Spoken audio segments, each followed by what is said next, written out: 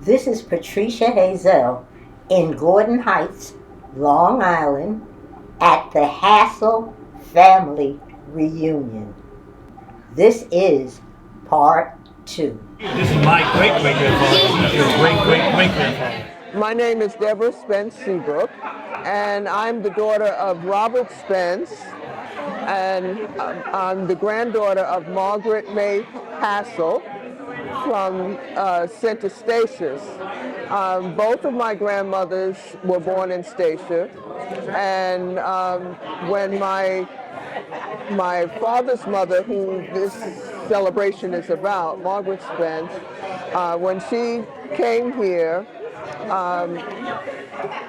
she and my mother's father actually were Bible debaters, and he introduced her to my other grandmother, who was Margaret's neighbor. I don't even know how to explain all of the stuff. But anyway, when my mother's family decided to come, I'll go back to the other thing. But when my mother's family migrated, they stayed in Bermuda for about 2 years before coming to the States. And at that time, they had an organization called the Orange Benevolent Society, which was a society formed by immigrants from the Dutch islands, because there was nothing for black immigrants to, no social services or anything. So they used to meet the ships because they were finding out that a lot of the females coming from the islands suddenly were disappearing or not hooking up with the person that was supposed to meet them. People were coming to the port saying that, oh, your sister couldn't come, et cetera, et cetera. And if it wasn't for James Hazel or Hassel, or I'm not sure, because there's 3 different variations of the family name. But James Hazel was selected to come to Ellis Island that particular day, and he was able to, my grandmother recognized him from Statia and was able to get her mother, her sister, her 2 sisters, and her brother all passed through Ellis Island. And when I took my mother to Ellis Island, I think it was for her 90th birthday or whatever, and the park ranger that showed us the ship and everything that they came in on, she was saying to us that we were the first family that she had ever seen whose names were crossed off and then reinstated, because they were selected for deportation unless somebody signed for them. And that person that signed for them was Margaret Hassel's cousin, James Hassel. So that's how the families have always been connected. In addition, my mother's great-grandmother was also a Hassel, but probably not from the same situation. But I have 2 grandmothers that used to compete to tell me stories about what the other one did and whatever. So that's how I ended up being the unofficial family historian. That, and the fact that that I was an only child for a long time, and so I used to get shuttled around to all of the grandparents, sisters, brothers, cousins, and what have you. So I had a better feel for who was a cousin and what side, and that type of thing. In terms of Patricia's father, Elwood, because he was a motorman, like several of the other Hassel cousins, when I was a teenager, and we would be, saying we were going one place and ended up someplace else, I was always leery, because one of the brothers, or cousins, a lot of them were motormen, and they would show up on the same platform, and then you'd get the, what are you doing here, kind of situation. So I ended up, I guess, always being so much more connected to the older, family members.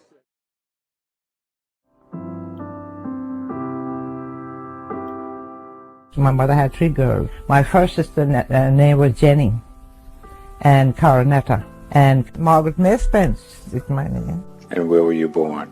In the island of St. Eustatius, Dutch West Indies. And according to my knowledge of it, the inhabitants there were about 1,300 people at that time. And it's a beautiful place. High mountains, and the home where I was born just faced the mountains, beautiful hills. To me, it's the most beautiful place on the island. Why did you leave? Well, because my mother died, and my father was a captain of a ship, a Dutch captain, and we owned our own schooner called the Brunette between himself and his brother-in-law. Well, and after my mother died, then there was no one home but my older sister, Jenny. And up from 14 years old, she took care of me. I left home when I was 16 years old. And Coronetta, she came first, and then I came and joined her. What year was that? Well, as far as I can remember, it was in the month of April, 1909. So you left your father behind? Well, he was a captain. He was sailed from place to place, but he afterwards joined us. When I came to America, my first place I lived was in Jersey, in a place called Cranberry. And after my father came here, then we came back to the city and set up housekeeping, and he lived with us. Where in the city did you live? We would call it the East Side of New York, you know. It was 104th Street, I think, around in there. And but he was so restless, my father, he couldn't stay. So he went back. He went back home again. And he lived in the island of St. Kitts for a little while. But after I grew up and I met my husband, James Spence, and we were married in 1917. And after I was married, about 4 years, I went back for a visit in 1920. In fact, I didn't just go back, but I had a call from the Lord that I was to go back there. And if you would like to know the lady at Donald, Mrs. Martinez, one day she said to me in church, she said, you know, I was booking my name to go home for my health. And the Lord called your name to me and said to book your name too. And so you're going with me? I said, well, how can I go? Because at that time I didn't see the way I had money to pay. She said, well, I paid the money down and on your deposit, and you can't make me lose it, so you have to go back with me.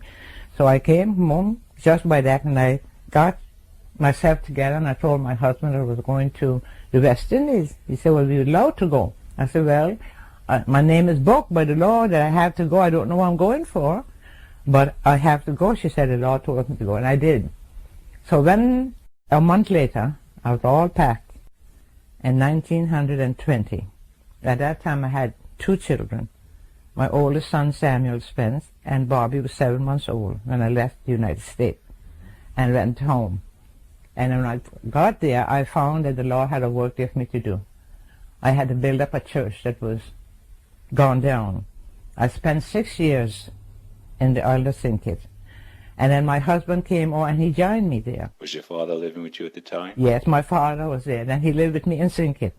Was he still a sea captain? No, he had retired from that.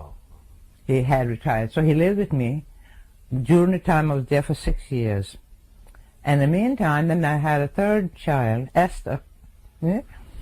And after she was about 3 years old, my work was finished there, and I went to the island of Barbados on my way back en route to America. I came back in 1926.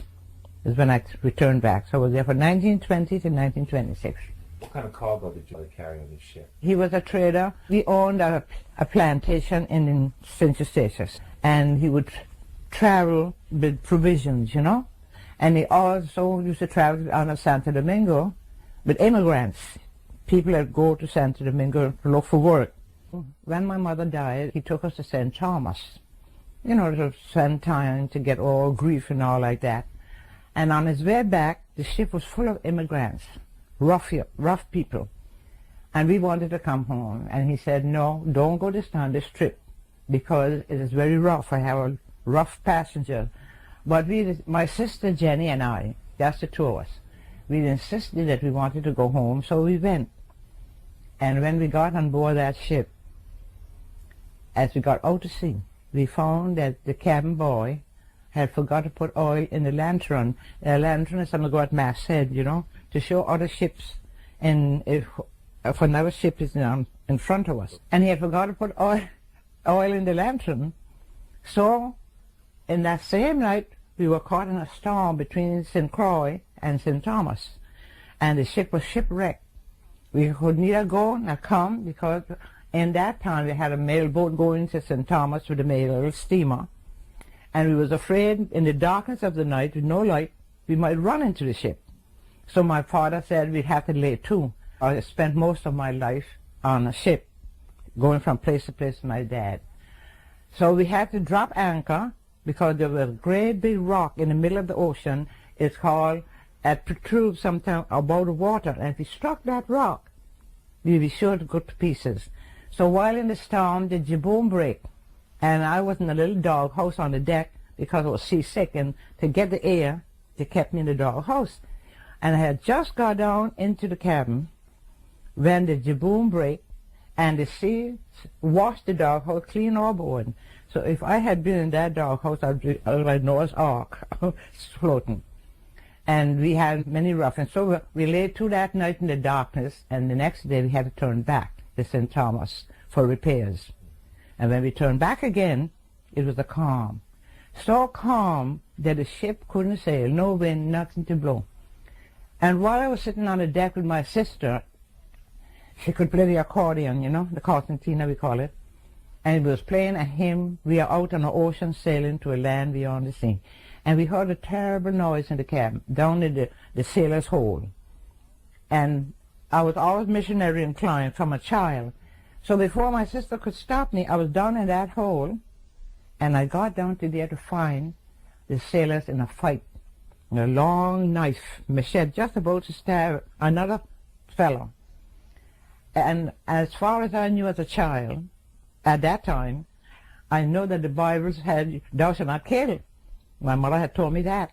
And they were playing cards and so forth. And I said, cards and dice is the devil advice, and God is there to burn them in the fire. And I preached my first little sermon to those ruffian sailors.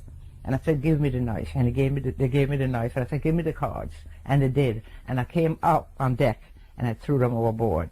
That was my first missionary work that I did at the age of 14 years old. I'm Larice Garfield Johnson. I'm Jeffrey Garfield. We are the grandchildren of Carnetta Garfield. My father was her son, Lloyd Garfield. And my father was one of the sons, Julian Garfield, and they had 5 children. Okay, now there's 2 children of Lloyd Garfield. There's Larice, myself, and my sister, Renee. Like I said, we are the grandchildren from Carnetta, who is the sister of Margaret Spence Hassett. They are Hassett. We grew up in Queens. My grandmother bought a 3-family house in Queens. That's my most memorable of my life, is living at that house in Corona, Queens. It was what we call a real family unity. Mm-hmm. All her children was all under one roof. Her 5 children, their families, and my grandmother who lived in my house. Now, my grandmother, she expired when I was about 3 or 4, but she was a strong West Indian woman that really wanted to make sure her children continued with the culture. And me, as and descent of that culture, I continue as well. My family reunion, this family reunion I'm here today, is so important for families to be families, because today in society, where it's going today, it takes a village to raise the children. And I just am so happy that my family has continued this reunion, so we can learn more and more each year about our heritage and where we're from. And I have to honestly say the Hassett family is very, very strong West Indian family, and I love everybody. I'm Jeffrey Garfield, son of Julian Garfield and Doris Garfield. There's 7 of us. 6 boys and 1 girl. Wayne Garfield was he died recently, but he was this hit songwriter. He wrote the lyrics to a hit song called "The Glow of Love," which was introduced the world to Luther Vandross. I have a brother Brian, my twin brother James, who's deceased. He was an excellent, fantastic athlete. And my brother Arthur, who's a stand-up comedian, a Mercury Award winner. That's the Oscar for radio commercials. For years, and He did the Barry White Bud Light campaign. I see her name. And my youngest brother is Jay Wax, That's me. who's one of the producers for Nice Puffy. to meet you. And he's also got a number of hits as a producer under his wing. But here is my family in Gordon Heights. This is what I regard as our ancestral home in America. Because I started coming here when I must have been 3 or 4 years old. And so I've known, at least the cousins of my generation, I've known them all for over 50 years, 60 years. What was it like here? It's exactly the same. Obviously exactly the same.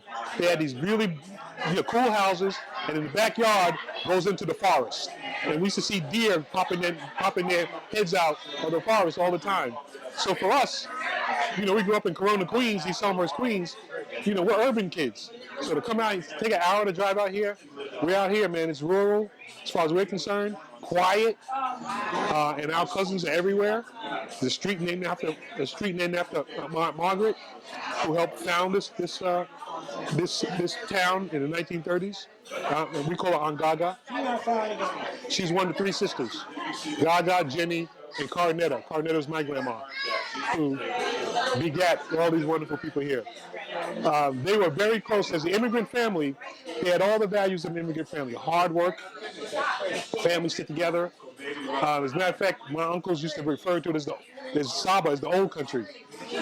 They grew up in East Harlem with Italian kids who referred to Italy as the old country. So it's the same immigrant experience.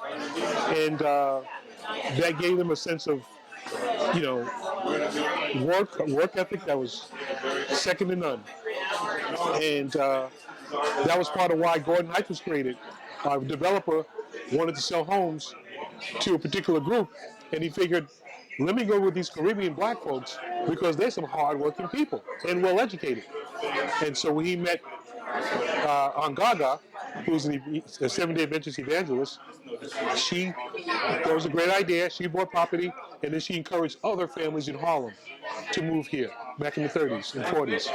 So, our blood, sweat, and tears are right here in Gordon Heights, thanks to Aunt Gaga and, of course, my cousins Ralph was the fire chief in the very building we're in right now. So all that, we're a very talented family. Very important for our cousins to network, just like you would network with strangers, to try to find business opportunities, networking opportunities. If you did a survey of kind of people in here, we're in all kinds of businesses and industries, and we all support each other. So I've been waiting 20 years for this. What was your birthplace? South America, British Guiana. The county was New Amsterdam. British Guiana is divided into two cities, New Amsterdam and Georgetown. And of course, we had to leave New Amsterdam to come to Georgetown in order to get the boat, because that was the place where the boat comes in. Why did you leave? That's nice climate down here. Yes, the climate is nice. It's a wonderful place. But it's a condition there that if you are poor, you die a poor man. There's no possibility, there's no way whereby you can better your condition. There are 3 classes: the down and out, the middle class, and the upper class. In whatever class you came into the world and find, that's the class you stay and die. Hardly any possibility of improvement except you leave the country. I was in the middle class, but I yet wasn't satisfied with the situation, the condition, because I thought I could do better than I was doing there. I was an iron worker.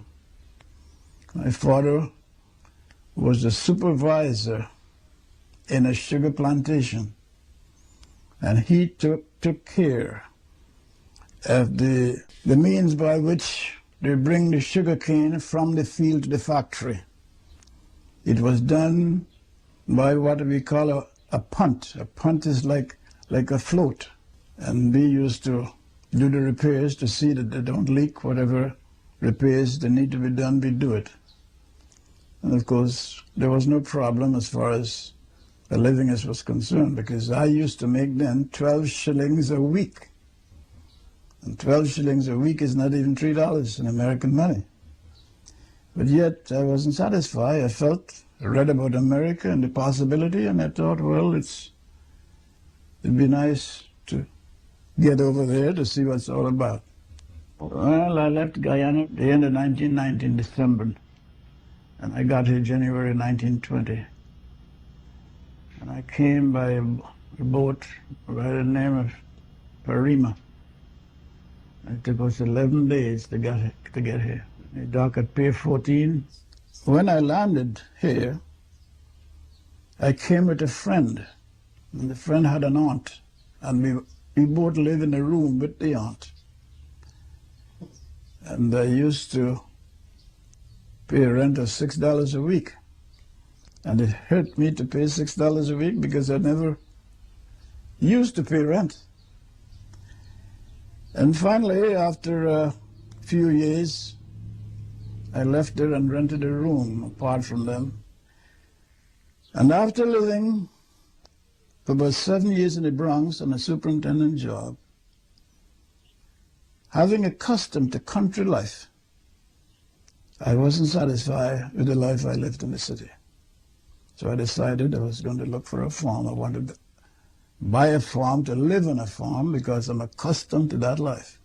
During the time I was contemplating, I heard this Garden Heights.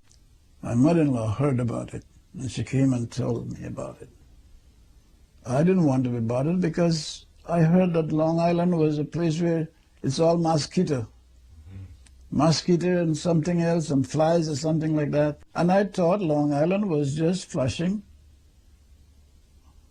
So I wasn't interested. Anyway, my mother-in-law, she was interested because of what she heard about this place. And she told the developer to come and see me. What was that? Fife. So when he came to see me, I told him that I went to Farmingville and what I saw. He said, there's a place in Long Island. I just started development. I have a few homes there. And I would like you to come and see. So I said, I'll let you know. Well, after he was gone, I started thinking about it. I said, well, anyway, I'll go and see. Wasn't concerned because I didn't want to come to Long Island, because Long Island is just a mosquito hole, and I'm accustomed to mosquito bite from South America. So finally, I decided I'll come. When I came to Garden Heights, that was in 1932, December, I think it was. I saw the place. There were only 8 homes in Garden Heights. And we were entertained at where Mrs. Armstrong lived now. The first house was Mr. and Mrs. Rich in Hawkins Avenue. And Mrs. Brody, and she lived in Central Parkway. Then Mrs. Ellis, where Armstrong lives now. She lived in Dunbar Avenue. And Mr. and Mrs. Gray, Professor Gray was a musician. He taught music and played music. Mr. and Mrs. Gray and Mrs. Gray's sister, which was a neighbor. It was 2 houses there together. His house and his sister-in-law's house. Mrs. Foster and Carr. Mrs. Carr was Mrs. Foster's mother. And this house, Mattie Carter. And Mrs. Bray, where Mrs. Bray lived, there's a woman there by the name of Mrs. Morris. Those were 8 houses. This was a farm, a little farm, and that hotel there was the place where the farmer lived. Who bought this property? Fife. He bought it in 1927. Who did he buy it from? Garden. That's why he gave. That's why he gave this place Garden Heights, because the man who owned this farm, it was a little farm. Garden Heights at that time began from Garden Avenue to Dunbar Avenue, and from Granny Road to Park Lane. You know, that was all Garden Heights. After I came I saw the place, and I liked the place because it was quiet. And then the people that lived here, I tried to talk to them to find out what it's all about. Because at that time, you were skeptical in buying property because people swindle you so much and they advertise certain things that when you go there you find it's different. So after I got the understanding of the people who were here, they were satisfied with the place, they liked the place and it was quiet. So I decided that I would throw in my lot. So after we went back home, I called him up and I told him that I decided to buy. At that time, he was selling lots, not acre. And I bought 40 lots. I bought the whole block. How big was a lot? 20 by 100. Because I wanted something to raise some chickens and a cow at least. Because I had in mind, this is what I'm accustomed home. So I bought 40 lots. That was in 1933. I think it was January 1933. I paid him off in 1 year for the 40 lots. And the lots at that time cost $35 a lot. Now after I paid him off, he was concerned about my building because he felt that he can trust me with a mortgage. And at that time, you couldn't get mortgage because in the first place, you were told by the bank that there's no need asking. There's no electricity, there's no road, there's no water. There's nothing. We can't give no mortgage. And you couldn't get no mortgage from anybody but Vice. And he doesn't want to bill you what you want because he figures you can't afford to pay for it. He would tell you straight out. He says, Mr. Whitten, I can't build big rooms. You said the people want big rooms, but I can't give them big rooms because I can't afford it. So I said, well, I got to have what I want. So finally, we decide that he is going to do the building for me. And after we made the arrangement, he gave me the price and the name of the builder, Julius Mulberg. So I said, I would like to see a house that this builder built before I started with it. So he brought me out special to have the builder show me a couple of houses that he built.